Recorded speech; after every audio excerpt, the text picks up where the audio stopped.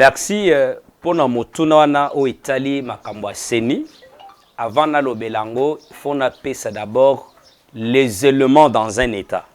Dans un État, lorsqu'on parle d'un État, il y a 3 éléments constitutifs d'un État. Vous avez le territoire national, population, ce qu'on appelle pouvoir public, représenté par les institutions.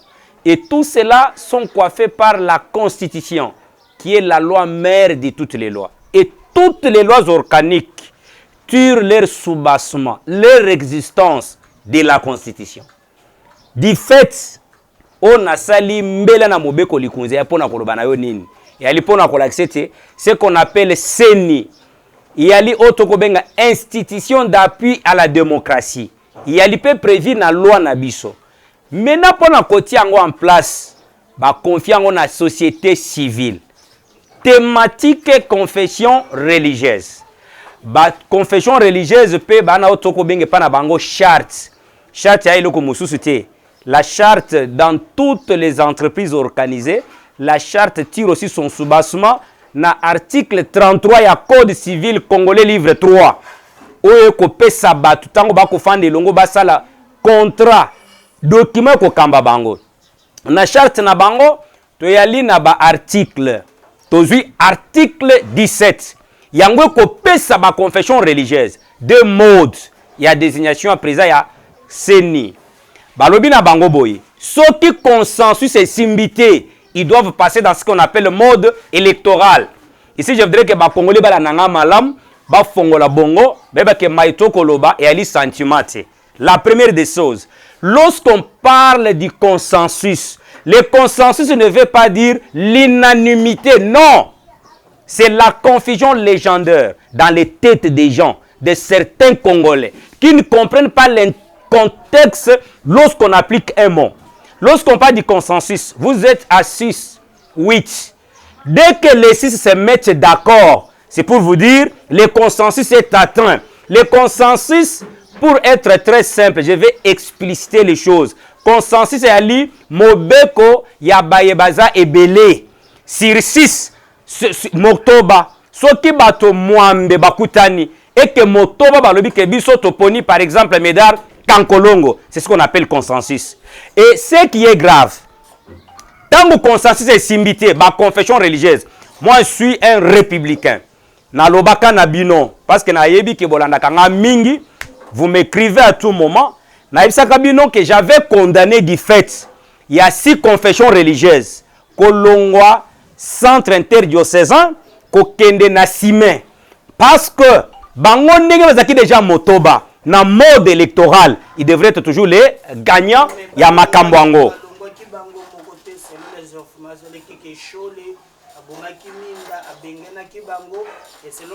Oui.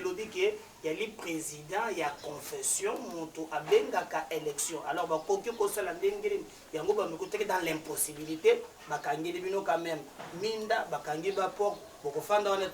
c'est une version qui émission nazo rappelé bana mboka yali ona sala ki tant de qui version à Choleté. Abbé Cholet que je respecte pour son casquette en tant que monsieur l'abbé, mais comme il émet aussi les avis politiques, nous sommes obligés à rencontrer naba avis politique naie parce que là il devient aussi comme citoyen congolais. Nous sommes obligés de contredire monsieur Cholet parce que l'abbé Cholet a des confusions légendaires dans sa tête. Il peut vous dire une chose aujourd'hui et demain il se dédie, il dit autre chose. C'est pourquoi je ne voudrais pas suivre Cholet. Ici, permettez-moi de l'appeler monsieur Cholet parce qu'ici on est en politique. Lorsque nous sommes en religion, je l'appellerai monsieur l'abbé. Parce que même la Bible dit, ayez de la déférence envers ceux qui vous dirigent dans le Seigneur. Mais si on est en politique, il faut reconnaître une chose. Ceux qui ont tangi malamu charte abayi, confession religieuse, il y a les bateaux, ils doivent être imbus d'une bonne moralité. Pourquoi je l'ai dit? Tout contrat dans le monde, on prévoit toujours un mécanisme. Au cas où il n'y a pas consensus, quand tu as les conflits, on doit se référer à une juridiction quelconque. Mais allez-y lire. Ceux qui ont charte na bango nyoswana, ils se sont basés sur la moralité. Ils ne prévoient même pas la saisine d'une juridiction. C'est pour dire, ils devraient se remettre en cause. Que biso ba politique, tout le monde a bango neti bato a valeur rebelle. On allait se référer pas na bango. Mais ceux qui ont l'andis comme bango ba ko sala. Et le ko pesa bato musukanda yango wana. Vous ne pouvez jamais refuser Moutou par rapport à Kombo Naye. Je vais parler makambo ba preuve. Parce que Cholet est en train de bradur qu'il a des preuves. On a qu'à revenir. Donc, non, permettez ngai. Avant de continuer, maître, continuer. Selon yo, l'engue makambo sengile muto mobeko, et l'équipe mala mutote. Pour être clair avec les Congolais, désignation à Denis Kadima et l'équipe ndenge longobami na mobeko. Et violer ni constitution te, ni mobeko na bango ya charte ko kanize bango te. Je vais donner les faits. 1. Il fallait que 2006, 2011, 2018, l'Église catholique n'a jamais désigné aucun président de la CENI. C'est ici que je suis en train de dédouaner un peu l'Église catholique. Bazakana logique na bango na makamwane. Mais l'ECC peut nous dire aujourd'hui, tant on va prendre qui malo malo. Il y a eu consensus ou non? Il y a eu, parce que Bazaki 7 personnes sur 8. Au jour d'aujourd'hui, nous avons 6 sur 2. Qui est le gagnant? La démocratie que nous avons voulu.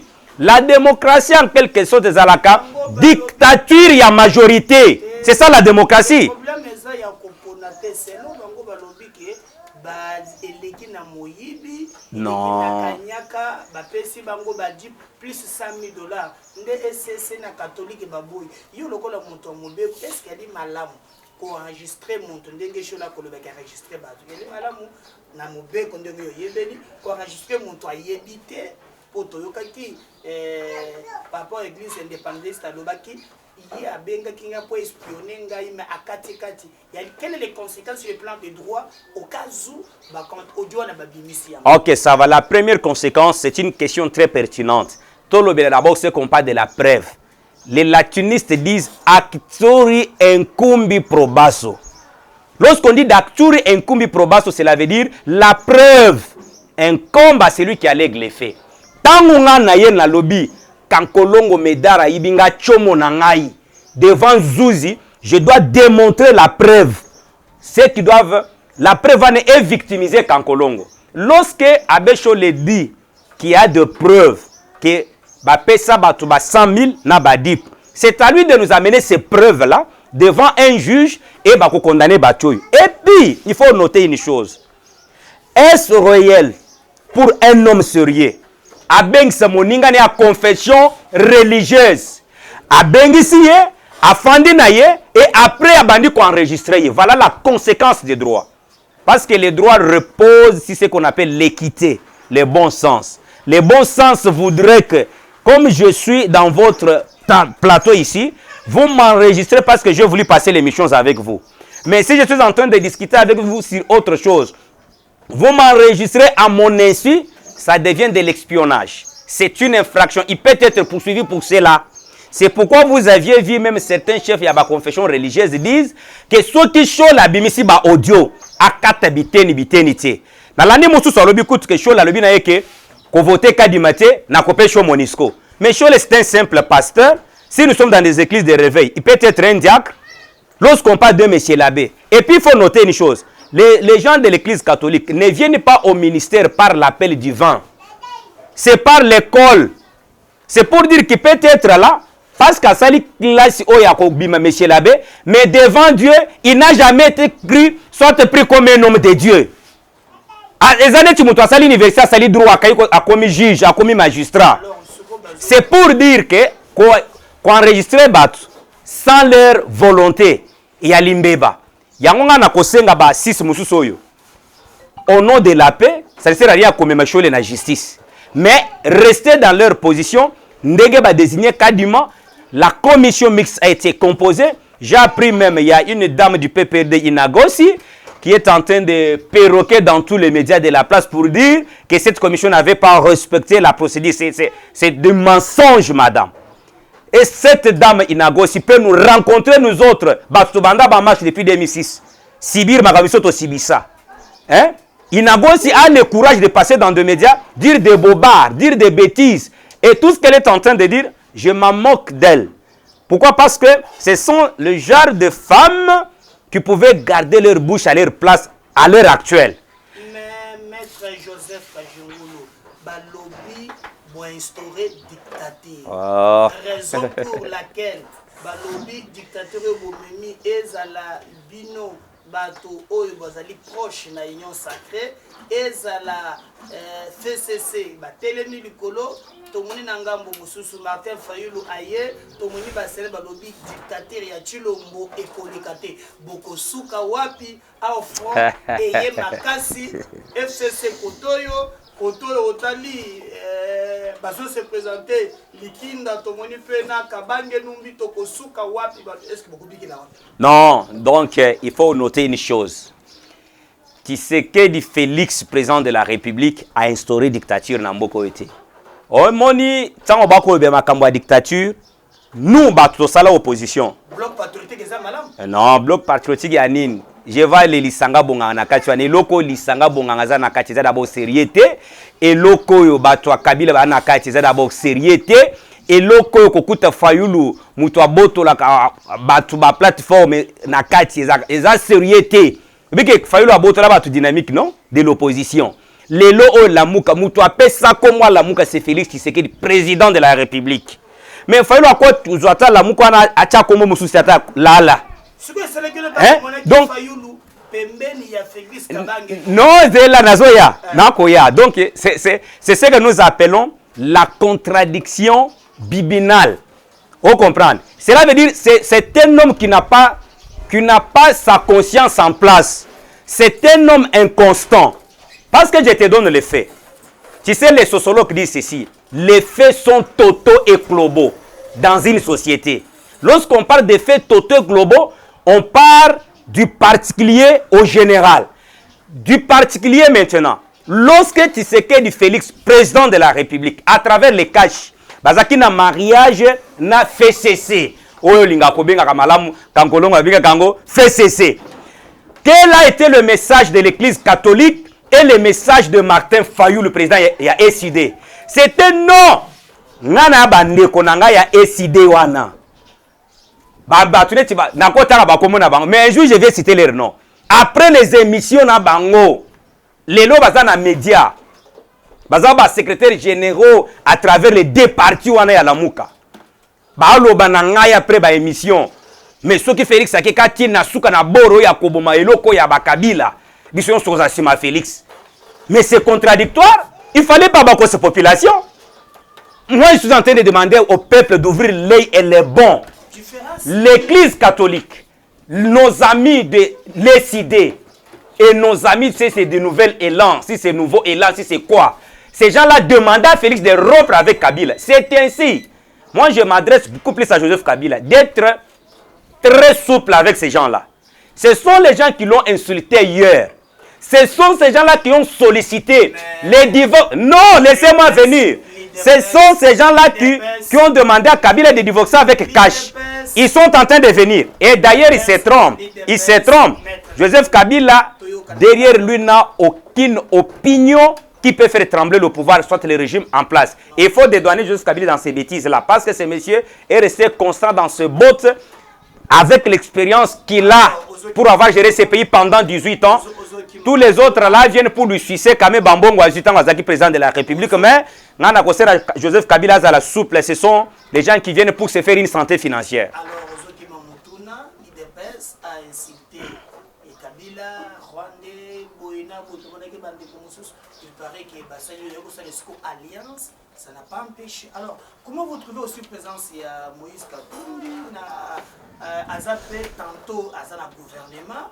En même temps, Moïse Katumbi, on a mis retrouvé sur un bloc patriotique. Comment en tant que Moïmbo, comment on a les Kamboua? Te pona oya Katumbi parce qu'il y a deux places na kofande la mingi na lobo chikolo ya ba coalition. Il faut noter une chose. Il faut noter ce qu'on peut appeler la coalition en amont. On comprend? Kash, représenté par le président de la République à l'époque, Félix Tshisekedi, n'a pas fait cesser. Tokenaka contrat avant élection T. C'est ce que nous appelons conséquence des résultats électoraux. La constitution nous donne deux modes. Ceux qui ont une majorité dans le Parlement ou a gagné présidence de la République. Il y en a deux modes. Soit il y a une coalition, soit une cohabitation. Nous sommes une jeune démocratie. C'est là aussi qu'il faut saluer la sagesse de Joseph Kabila. Tant que nous sommes une jeune démocratie, il a suggéré à ses partisans pour dire je voudrais la coalition et non pas la cohabitation.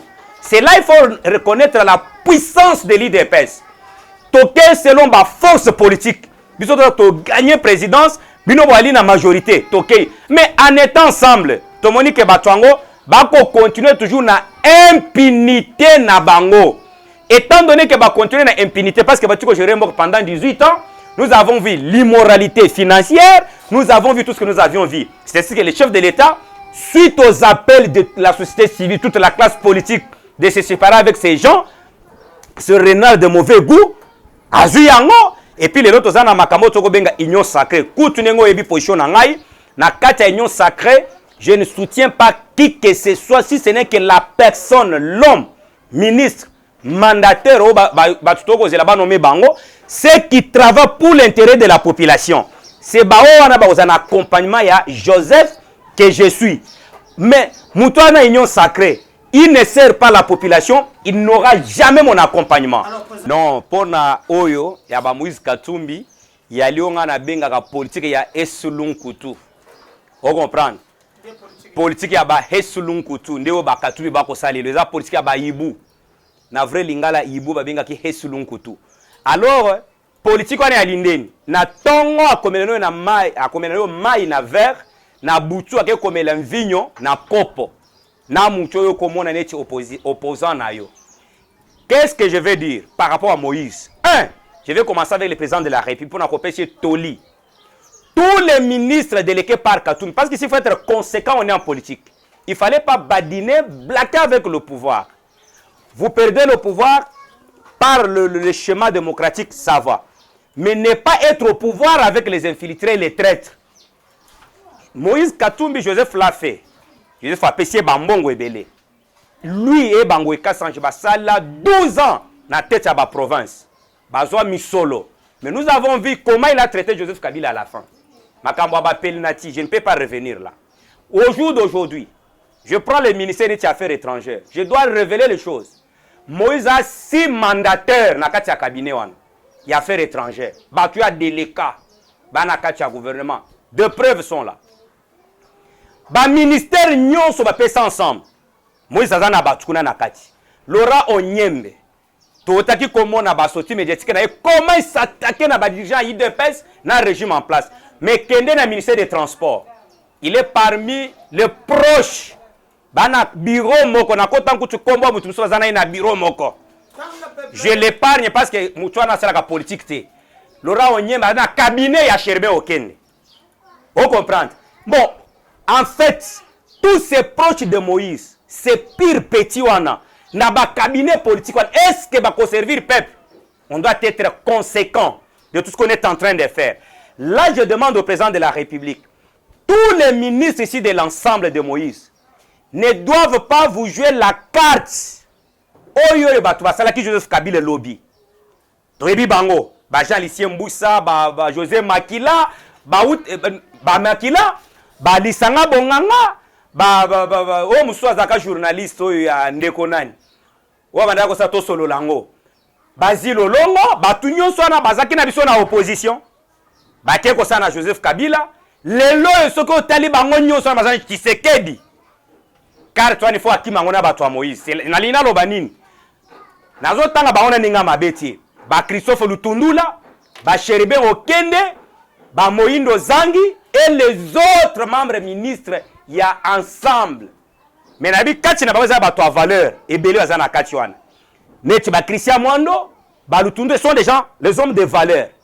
Alors, batika na gouvernement par conviction d'être à côté du chef de l'État.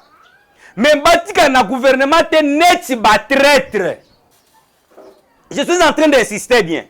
Batika na gouvernement neti ba li na conviction ko accompagner chef de l'État Félix. Mais bazalona pour se faire une santé financière te tango to comme en 2023 ba démissionner ba ko postuler sur la liste ensemble pour la République. Donc cette histoire permettez-moi d'acheter. Moïse Katumbi doit définir son statut. Soit akende na opposition calmement, soit aza na union sacrée, parce que j'aurais appris que Adeleka ki batunaye va négocier poste à première vice-présidence ya Seni. Et pourtant, na kata union sacrée, nous avons le regroupement. Au commande que regroupement est na FCC. FCC mutazaka majorité wana na nenga moyibi, parce qu'il faut reconnaître que FCC a kenda élection comme plateforme té. Alors, ce comme on y bato yo bang groupe a bango Kasanji o ya baba nini ba Denis Kamba ba tunyo swana ba o ba Jean-Charles Okoto la kombe ba li ebele. Bango nde bazana motango ya ba député koleka ba tunyo swana kata union sacrée. Des droits bango benande sengeli bazala na premier vice-présidence ya Seni. Mais Moïse il se torse la poitrine pour prendre première vice-présidence ya Seni. Il faut noter, ensemble pour la République n'a aucun député. Cette différence doit être faite par tout le monde. Il faut différencier ensemble pour la République et ensemble pour les changements. Il y a Moïse. Tant que vous ensemble pour la République, c'est un nouveau parti. Mais ensemble pour les changements, des méga plateformes. Quand il y a AMK, G7 na MS. Naba, Oyaba Délice Sanga, AR. On comprend. Donc les plateformes bakenda élection, bango wana. C'est pour dire, il fallait distinguer, il faut être logique, il faut être réfléchi. Si on est un président d'un parti politique, on doit se faire accompagner par les hommes qui comprennent les textes et qui maîtrisent les choses. Pas les gens qui viennent vous sucer votre argent. Oh, bah tiens, tu vas n'imiter pas la chambre, na yo, zo loger bango. Non, non, non, il faut kokima makamwana.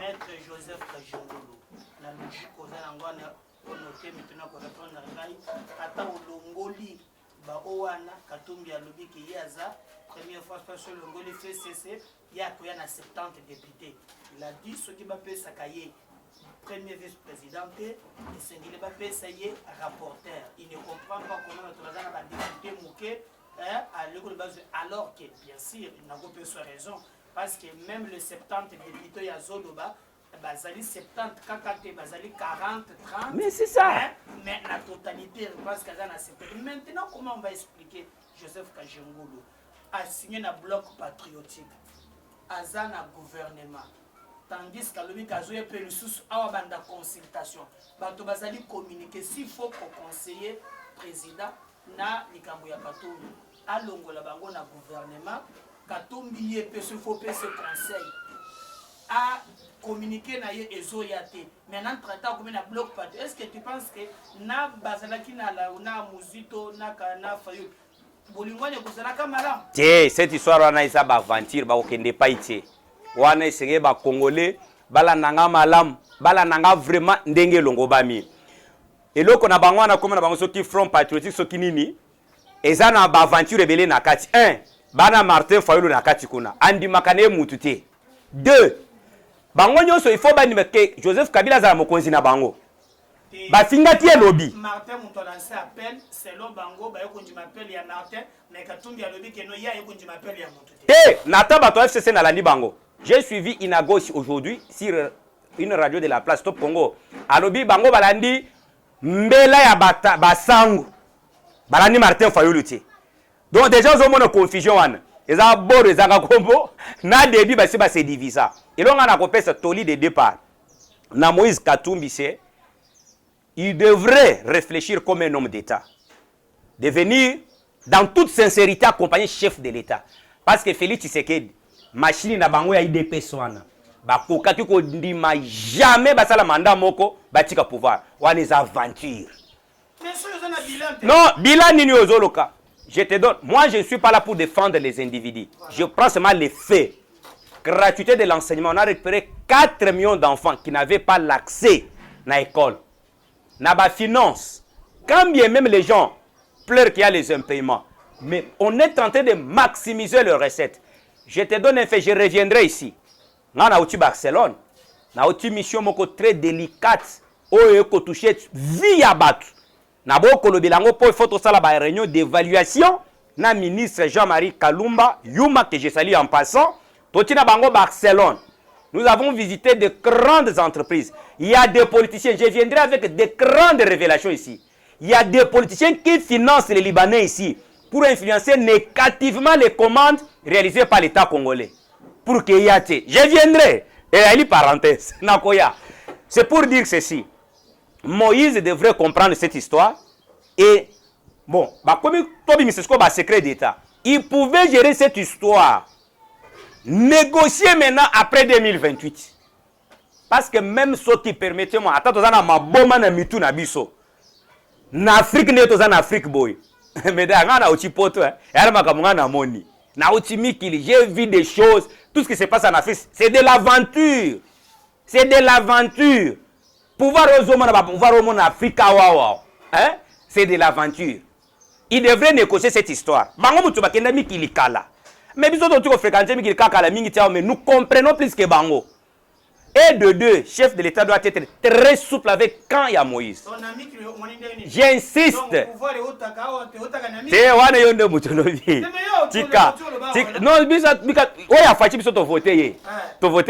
Président de la République. Parenthèse, Tokangi. Le président Asala Keba n'a pas partisan Moïse. Accompagné par flatérité. Il faut, soyons réalistes en politique. En politique, Médard, il faut noter une chose. Il n'y a pas d'ennemi éternel, ni l'amitié éternelle. Mais en politique, quelque part, soyons sérieux et sincères. Pourquoi je le dis sérieux et sincère? Parce que bandeko yo batikali na kati awa ngambo wa Moïse. Soki batikali na gouvernement, ba rassurer chef de l'État, je cite par exemple Moïdo Zangi, Sherbin Okende, que bako kendene tina sous kamanda, puis bako soutenir et puis ba se prononcer à travers politique na bango. Permettez-moi d'en acheter na kobum cette idée. Là vous encouragez le débauchage, bazali ba ministre, baye na lolenge ya ensemble pour la République. Non, ce n'est pas. Ministre otina kota ya Katumbi. Soki olingi le batika na kuna ke Katumbi soki akolongwa. Bakotika la base de quoi? Té ngana zo encourager débauchage té. Nazo ba na sens que Sherbin a été pris sur la liste de AMK. AMK et Ali ligne de plateforme au ça ensemble pour la République. Et là, il faut noter une chose. Ngana koloba boy. Avant de gouvernement, ils doivent d'abord démissionner de leur parti ensemble. Il faut être conséquent, nous sommes en politique. Donc, vous avez gérer Baba ministre. Mais vous avez les gens comme Joseph que je suis ici, Yo Kankolongo Yaliwana, Batoa Belé, qui soutiennent ce régime, mais sont chômeurs. Mais Batoa Bakobalukalobi, Tango Maponomi Kobanda, les deux sont des excellences. Non! Ils doivent quitter leurs partis respectifs parce qu'il faut que Batunion soit ensemble. Ils ont mis en vieilleuse leur parti politique. Au cours que Azakin parti politique a abomi en non, la plupart ils tiennent des réunions au nom de leur parti. C'est vérifiable. Et il y a les éléments. Au cours de votre parti boy, Bana présent, oh non, notre parti est en vieilleuse. Nous sommes en politique, la politique est dynamique. N'habitez pas comprendre que ces gens-là se prononcent à travers leur parti qu'ils ont mis en vieillesse. Que nous, par exemple, nous, parti à Sherbin Okende, nous, parti à Christian Mwando, nous sommes dans l'union sacrée, nous sommes ensemble. Ah, au ministre, aucun chef de l'État tient souka. Tant que les membres sont ensemble, ils doivent démissionner du gouvernement. Alors, ils doivent quitter le gouvernement. On fait comment marche le 6 bloc contre la dictature? Katumbi akangi kotoyo, Fayulu Bimeli kotoyo, Moussitou kotoyo, ozomona ni marche ya le 6 oyo badengi pona kotambola contre la dictature. Non, marche à le 6, moi je suis un démocrate, j'encourage balingi kotambola. Batambola que la police asala musala na ye, ya ko sécuriser bango bien sûr. Nous sommes contre des tueries netobika ki angokala. Oui, biso kenda ba marche musuna batu bazonga te wande tozolinga te mais marche wane ko aboutir na elo ba ko sale rien parce que ba congolais ba trouver bango que permettez-moi c'est ça ba aventure lobby Fayulu a tenu des propos très dur vis-à-vis de Moïse. Les deux sont ensemble. Même Moïse, il a des paroles qu'il avait tenues vis-à-vis de Joseph Kabila.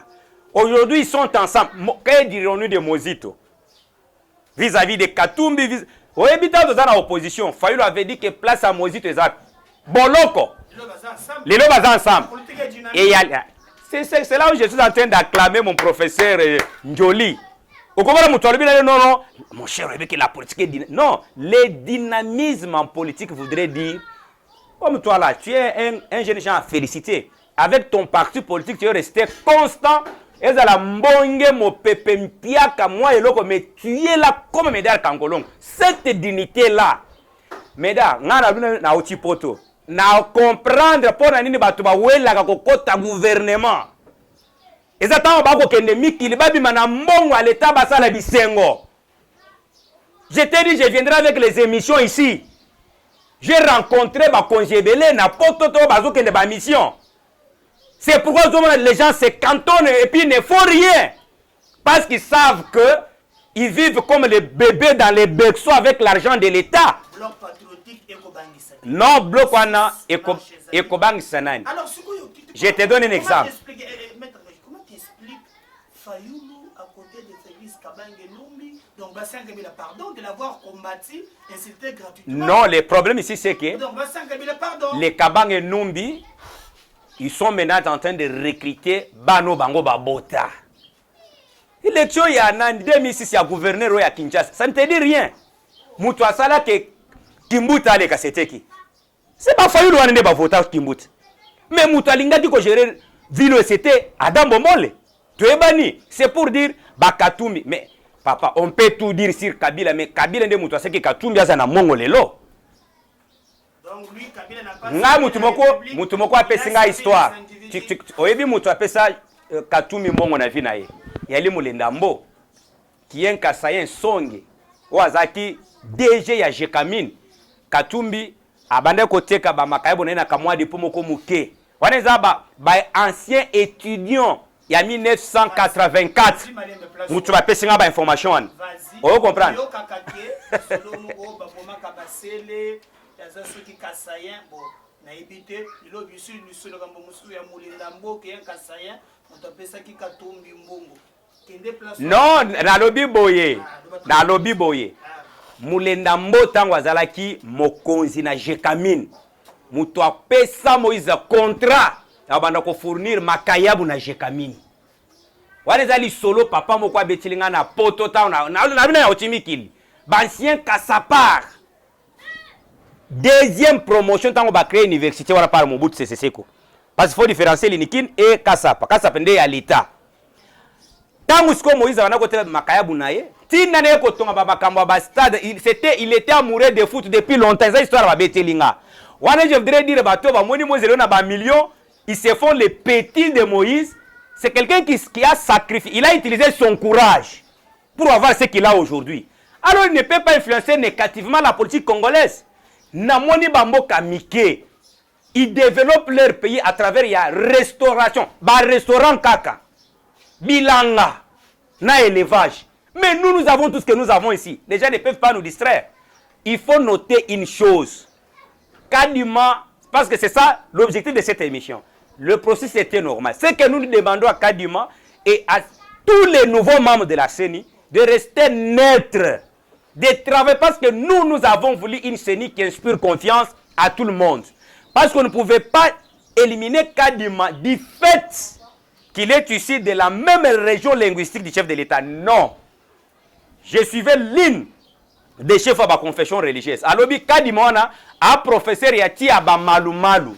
Il a formé tout le monde. Et puis de deux, oyebi que na ba confession religieuse, Abbé Cholé a mon conseil secrétariat technique. Et pas y a bandaka ko éliminer ba candidat.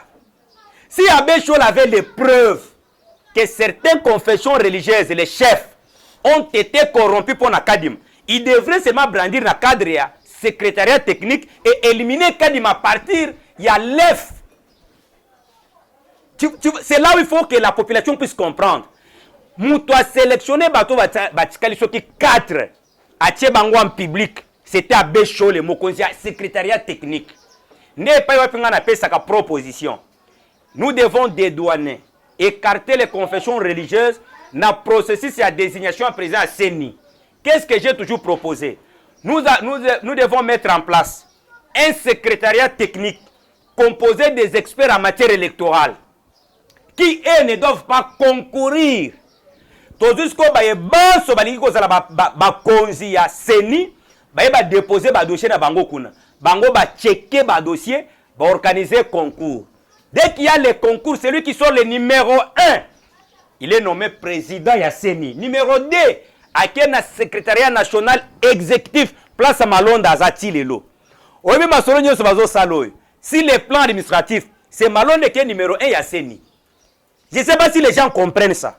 Tout ce qui se passe, parce que les gens se trompent même, que Malonda avait défendu le résultat de Félix. Non, ça c'est mal comprendre les textes. C'est là où nous parlons de la preuve. Malonda et sa CENI, ensemble avec Nanga, Balobi est élu chef de l'État Fulani. C'est à eux, devant la haute cour, de défendre leurs résultats. C'est ce qui signifie actori incumbi probasso. Marche à l'E6, il y a les distractions. Yo banzi, papa zana bana 4, bakotanga na bosangani, na bobotu, na bokeleyali. Et pas yoapi sur 4 bana bana ko dépenser $3200. Et que le lot, il se retrouve que, avec certaines petites dépenses, bien sûr, il peut dépenser ne fût que $200. Il va suivre ces gens-là. C'est de l'aventure de mauvais goût et ils n'iront nulle part. Moi, je demande à la population d'être trop exigeant par rapport au président de la République, par rapport au gouvernement, par rapport aux mandataires, de bien gérer la chose publique pour notre intérêt. C'est ça, c'est tout ce que moi je peux demander à notre peuple. Et pour les surgeler, nous viendrons avec des détails pour la sortie à ministre Nenga Kendaki Namibi, na Oyo ya Barcelone, grâce à un Congolais qui n'est pas politicien, Dr Faustin Sompo. Il a des entrées. Ses amis Oyo, Mokonzi, Otoko Benge Panabiso Fek, Kuna Bako Bengango, Pimek et Prodeka. Biloko ane ali deux grands patronats ya Espagne, précisément na Catalogne, na Barcelone siège na bango. Mokonzi ya Pimek, na docteur Sompo Faustin, Baba Mast. Donc, le docteur a mis ministre à l'économie à négocier prix ya basirgele yemoko sans intermédiaire. Voilà l'avantage. Ba Congolais ne ba tozo luka. Donc c'est là où nous disons, ne soyons pas distraits. Félix Tomatato Kita, il a ses 2 mandats. Assisi ba mandat na yemi balé, biso moko ba Congolais to pesi Congolais mutus confiance à gérer biso. Non, mandat ya population Kadima va constater le résultat dans les urnes. Kalouba va confirmer ce qu'il vient de la CENI. Donc les deux là, ils ne sont ni de près ni de loin na volonté à biso peuple. Merci, Maître Joseph. Et voilà. Merci beaucoup.